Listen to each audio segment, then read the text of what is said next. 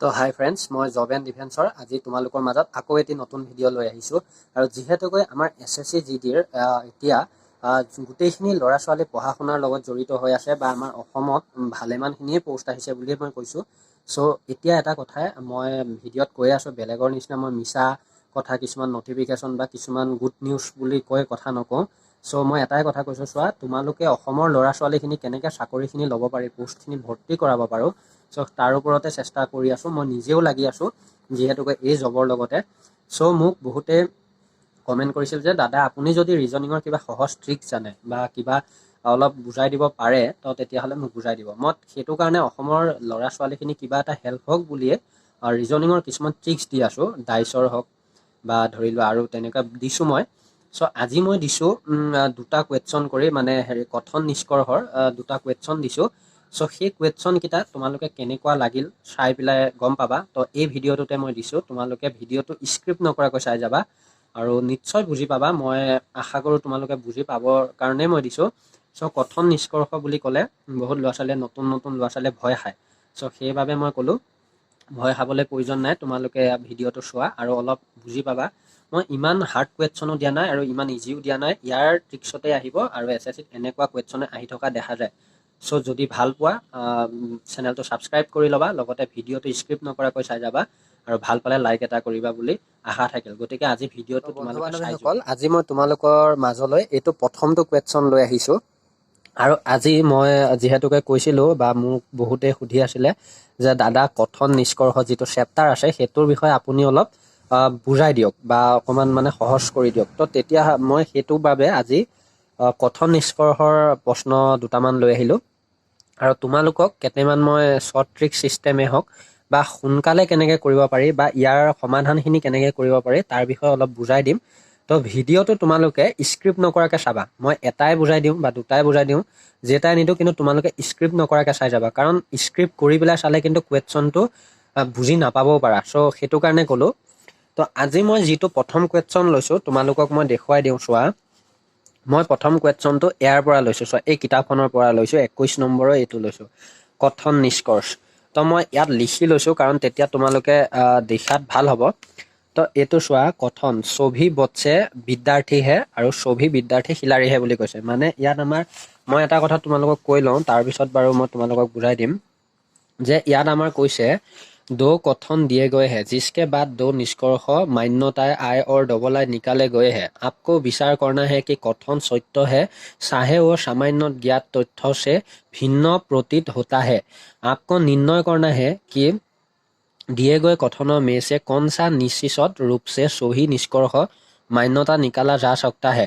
अपने उत्तर को निर्दिष्ट कीजिए। तो मैं এটা কথা কওঁ, এই যিখিনি পঢ়িলোঁ তোমালোকৰ এইখিনি এক্সামত পঢ়ি থকাৰ কোনো কাৰণ নাই। তোমালোকে যদি এইখিনি পঢ়িব যোৱা তাতে তোমাৰ ডাইৰেক্ট 1 মিনিট খাই দিব, এইটো একদম সঁচা কথা। তো কথন নিষ্কৰ্ষৰ চেপ্টাৰটো মই এনেকুৱাকৈ বুজাই দিম যে তোমালোকে কথন আৰু নিষ্কৰ্ষ সেই দুটা বস্তু দেখিলে কথনখিনি পঢ়িয়ে তোমালোকে তাৰ উত্তৰটো দিব পাৰিবা। চ' আজি চোৱা, যিহেতু মই ইয়াৰ পৰাই টুকি লৈছোঁ দেই, যিহেতুকৈ ইয়াত দিছে কথন ছভি বচ্চে বিদ্যাৰ্থী হে আৰু ছভি বিদ্যাৰ্থী খিলাৰী হে, মানে কি বুজাইছে যে গোটেইখিনি ল'ৰা ছোৱালী বিদ্যাৰ্থী হয় বুলি কৈছে। তো সেইকাৰণে মই যিটো বচ্চে বুলি আছে ন, মানে যিটো ল'ৰা ছোৱালীৰ চাৰ্কুল, মই সেই চাৰ্কুলটো বিদ্যাৰ্থীৰ ভিতৰত সোমোৱাই দিছোঁ। এইটো বিদ্যাৰ্থী, চোৱা, কাৰণ কিয়, যিহেতুকৈ মানে কৈছে গোটেইখিনি ল'ৰা ছোৱালীয়ে বিদ্যাৰ্থী হয়। তো সেইকাৰণে গোটেইখিনিক বুজাবলৈ যেতিয়া এই বিদ্যাৰ্থীত বচ্চৰ চাৰ্কুলটো সোমাই যাব, তো তেতিয়াহে গোটেইখিনি ল'ৰা ছোৱালী ধৰিলে শিক্ষিত হ'ব বা বিদ্যাৰ্থী হ'ব। শিক্ষিত নাই কিন্তু বিদ্যাৰ্থী হ'ব ধৰি লোৱা। তো সেইকাৰণে মই বিদ্যাৰ্থীত বচ্চেটো সোমাই দিলোঁ। তাৰপিছত নেক্সটটো আমাৰ কি কৈছে যে ছভি বিদ্যাৰ্থী খিলাৰীহে। তো সেইকাৰণে ছভি বিদ্যাৰ্থী যেতিয়া খিলাৰী হয় বুলি কৈছে, তো সেইকাৰণে আকৌ মই বিদ্যাৰ্থীটো ভিতৰত সোমাই ছভি মানে গোটেইখিনি খিলাৰী মানে চাৰ্কুলটো বাহিৰত উলিয়াই দিলোঁ আৰু তাৰ ভিতৰত সোমোৱাই দিলোঁ বিদ্যাৰ্থী। আকৌ আমি বচ্চেটো ধৰি লওঁ বিদ্যাৰ্থীৰ ভিতৰত সোমাই দিলোঁ, কাৰণ সেইটো মই কৈছোঁ যে ছভি বচ্চে বিদ্যাৰ্থীহে আৰু ছভি বিদ্যাৰ্থী খিলাৰীহে। চ' সেইকাৰণে মই এই চাৰ্কুলটো বনাই ল'লোঁ। তো এইটো তোমালোকক মই অলপ জুম কৰিও দেখাই দিওঁ, চোৱা এইটো। তো এইটো চোৱা, মই এইটো অলপ জুম কৰি যদি দেখুৱাই দিওঁ, এইটো চোৱা, তোমালোকে দেখিছানে? এইটো মই একদম ধুনীয়াকৈ চাই লোৱা কেনেকৈ দিছোঁ, বচ্চে বিদ্যাৰ্থী খিলাৰী আৰু ছভি বৎসে বিদ্যাৰ্থীহে ছভি বিদ্যাৰ্থী খিলাৰীহে। চ' এইটো মই ক'লোঁ। এতিয়া চোৱা, এইটো আমি সমাধান কৰা হৈ গ'ল। যদি মই এক প্ৰকাৰে কওঁ এইটো তোমালোকৰ সমাধান কৰি হৈ গ'ল, কিন্তু এইটো কেইটা সমাধান তেতিয়াহে হ'ব যিটো আমাৰ নিষ্কৰ্ষ বুলি কোৱা প্ৰশ্নকেইটাত সুধিছে, তাৰপিছত উত্তৰত কি দিয়া হৈ আছে। তো সেইটোৰ বাবে মই দেখুৱাই দিওঁ তোমালোকক। এইটো মই সৰু কৰি লৈছোঁ অলপ। চ' এইটো চোৱা, ইয়াত নিষ্কৰ্ষক আমাৰ দিয়া হৈ আছে, মই অলপ জুম কৰি দিওঁ চোৱা। তো এইটো নিষ্কৰ্ষত দিয়া হৈ আছে, মই দেখুৱাই দিওঁ। এইটো চোৱা, নিষ্কৰ্ষত দিয়া হৈ আছে যে ছভি ক্ৰিকেট খিলাৰী বিদ্যাৰ্থীহে আৰু ছভি বৎসে খিলাৰীহে। তে উত্তৰত দিয়া হৈছে যে এই দুটাৰ ভিতৰত কোনটো আমাৰ উত্তৰত হ'ব। মানে ইয়াত দিছে কেৱল নিষ্কৰ্ষ আই নিকলতাহে, মানে নিষ্কৰ্ষ আইটো হ'ব নেকি। তাৰপিছত 2 নম্বৰ দিছে ন নিষ্কৰ্ষ আই নিকলতাহে আৰু ন নিষ্কৰ্ষ ডবল আই। মানে কৈছে যে নিষ্কৰ্ষ আইটোও নহ'ব, নিষ্কৰ্ষ ডবল আইটোও নহ'ব, তেনেকৈ কৈছে এটাত, মানে বি নম্বৰটোত। আৰু চিটোত কৈছে নিষ্কৰ্ষ আই অৰ ডবল আই দনো নিকালতেহে, মানে চিটোত কৈছে যে নিষ্কৰ্ষ দুইটা 1 আৰু 2 নম্বৰটো দুইটাই হ'ব। আৰু ডিটোত দিছে কেৱল নিষ্কৰ্ষ ডবল আইটো হ'ব। তো এতিয়া এই 4টাৰ ভিতৰত আমাৰ উত্তৰনো কোনটো হ'ব। তো সেই বস্তুটো মই দেখাই দিওঁ চোৱা। নিষ্কৰ্ষ, যিহেতু আমি এইটো আমি কৰি ল'লোঁ, এইটো আমি বনাই ল'লোঁ। তো এইটোৰ বাবে এতিয়া এইটো চোৱা, নিষ্কৰ্ষ ছভি ক্ৰিকেট খিলাৰী বিদ্যাৰ্থীহে।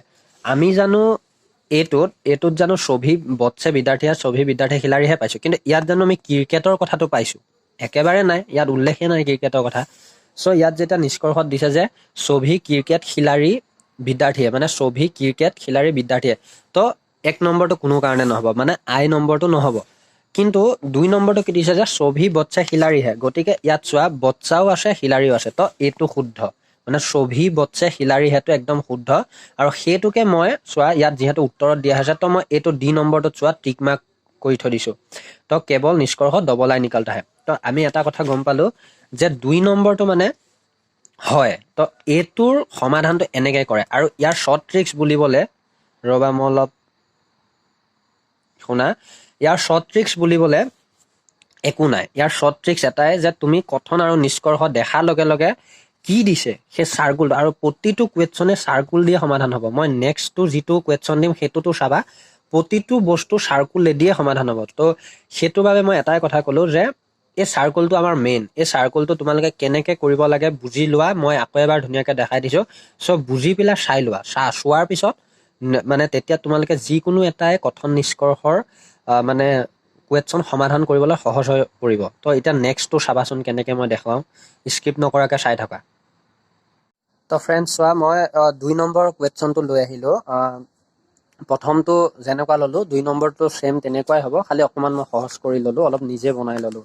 মই এই কিতাপৰ পৰাই লৈছোঁ, এইটো চাকচু কিতাপখনৰ পৰা লৈছোঁ। তো প্ৰথম চোৱা, মই অকণমান লিখোঁতে এইকণ অলপ ভুল হৈছিল, মই ঠিক কৰি ল'লোঁ। চোৱা, কথন ছভি পেঞ্চিল কলমহে, মানে ছভি পেঞ্চিল আৰু কলমটো তোমালোকে বুজিয়ে পাইছা, চ' মই বুজাই নাথাকোঁ। ছভি পেঞ্চিল কলমহে আৰু ছভি কলম ঘৰহে। তো ইয়াৰ চাৰ্কুলটো এতিয়া কেনেকুৱা হ'ব তোমালোকে চোৱা, মই লিখি বুজাই দিওঁ। ছভি পেঞ্চিল, তো প্ৰথম আমি এইটো পেঞ্চিলটো ল'ম। এইবাৰ চোৱা লিখাটো মই ঠিককৈ দিওঁ। ছভি পেঞ্চিল কলমহে কৈছে ন, এইটো পেঞ্চিল, পেঞ্চিল, তো পেঞ্চিল, ছভি পেঞ্চিল কলমহে কৈছে। তো এইটো চোৱা, এইটো কলম, মই ইংলিছতে লিখি ল'লোঁ, পেঞ্চিল কলম, মানে ছভি পেঞ্চিল কলম হৈ গৈছে, মানে গোটেইখিনি পেঞ্চিল কলমত পৰি গৈছে। তো কলম। আৰু অকণমান জুম কৰি দিওঁ তেতিয়া ভালকৈ বুজি পাবা।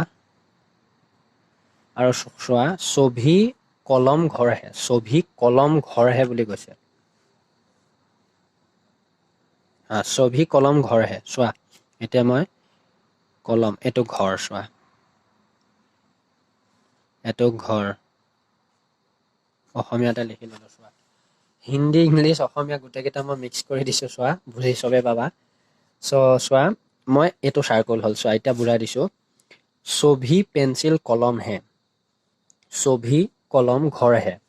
তো এইটো চোৱা, ছভি পেঞ্চিল আমি কলম হয় কাৰণে কলমৰ আণ্ডাৰত, আৰু ছভি কলম ঘৰ হয় কাৰণে ঘৰৰ আণ্ডাৰত। তো এই বস্তুটোৱে তোমালোকে বুজিব লাগিব, আৰু এইটোৱে মেইন ফৰ্মুলা, এইটোৰ, আৰু শ্বৰ্ট ট্ৰিক্স এইটোৱে।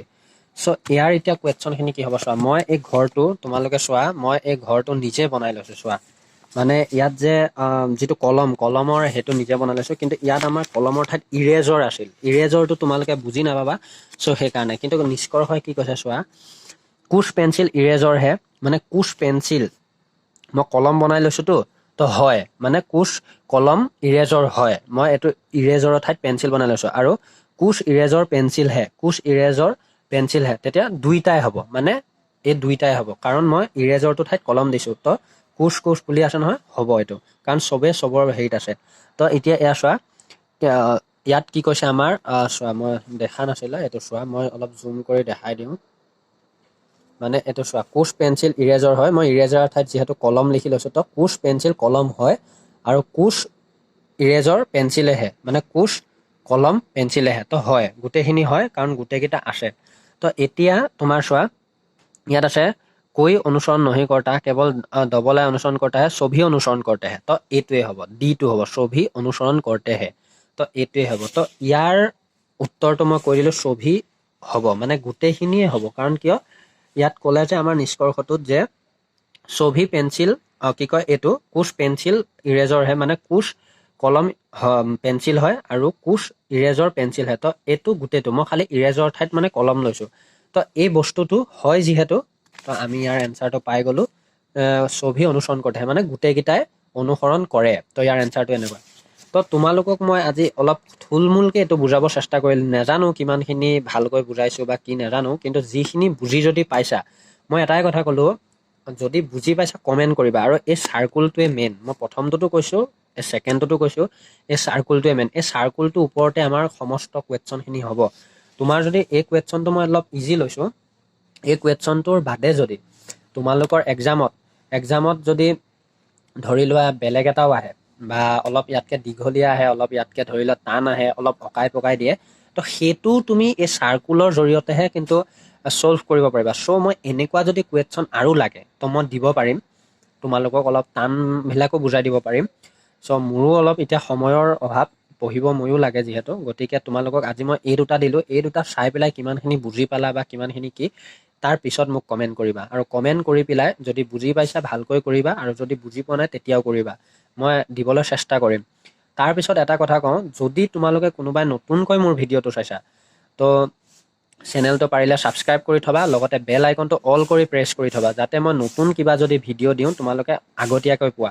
চ' আজিলৈ মই ভিডিঅ'টো ইমান আছিলে, যদি ভাল লাগিছে লাইক এটা কৰিবা। তো ধন্যবাদ, জয় আই অসম।